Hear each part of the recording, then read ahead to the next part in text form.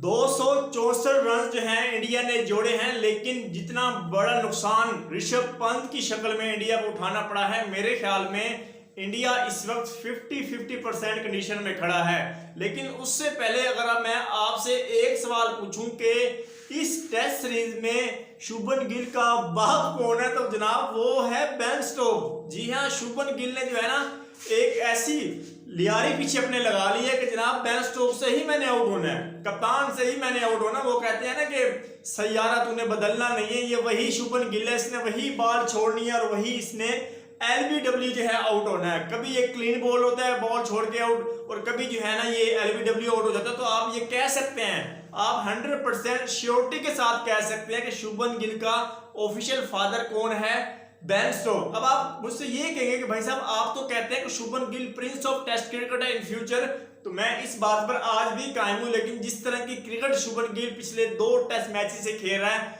उस चीज पर जो है मुझे काफी एतराजात हैं। अदरवाइज अगर आप देखें इंडिया की टीम ने बड़ा जबरदस्त स्टार्ट किया। इंग्लैंड मैनचेस्टर में जो है घुटनों पर आ गई थी इंडिया के, लेकिन मेरे ख्याल में जिस तरह स्टार्ट था वैसे आगे कैरी ऑन नहीं किया गया।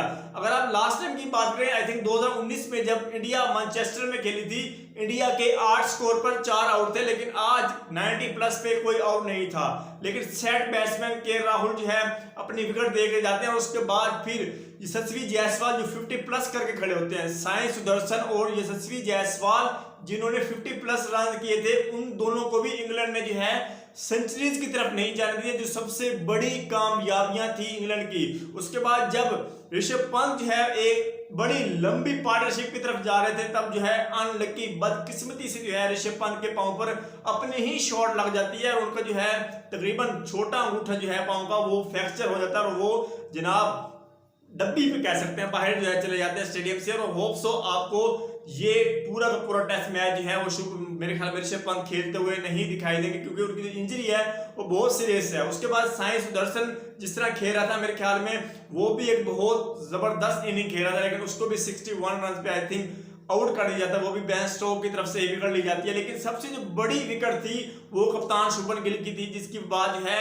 इंग्लैंड उस गेम में वापसी करता है। डॉजन जो कि इंग्लैंड की तरफ से 8 साल के बाद जो है टेस्ट क्रिकेट में कम बैक कर रहे थे, उसने 7वीं बॉल पर ही जो है अपनी विकेट ले ली। और जो सेलिब्रेशन थी वो सेलिब्रेशन साफ बता रही थी, वो क्लियर आपके सामने बात रख रही थी कि भाई साहब 8 साल के बाद टेस्ट क्रिकेट में वापसी करने वाला डजन जो है अपनी 7वीं बॉल पर ही विकेट ले लेता है। तो वो सबसे बड़ी जो है विकेट थी उस बंदे के लिए, और इंग्लैंड के लिए जो है वो भी एक अच्छा पॉजिटिव साइन था कि शोएब बशूर की जो इंजरी थी उसके बाद जो है डजन ने वही चीज कैरी ऑन की। लेकिन बेन स्टोक्स एक कप्तान, वो कप्तान जिसको जो है फिजियो ने रोका हो कि आप बॉलिंग नहीं कर सकते, वो बार बार वही करता है और आज भी 2 बड़ी विकेट्स ले गया। लेकिन एट द एंड इंडिया भी एक स्टेबल पोजीशन में है। 264 रन, आपके 4 खिलाड़ी आउट और एक इंजर्ड है, जो कि मुश्किल है इस टेस्ट मैच में उसका वापस आना। तो इंडिया अगर यहां से 450 करता है डे 2 में, तो कंफर्टेबल पोजीशन में होगा। और अभी आप यही कह सकते हैं कि दोनों टीम जो है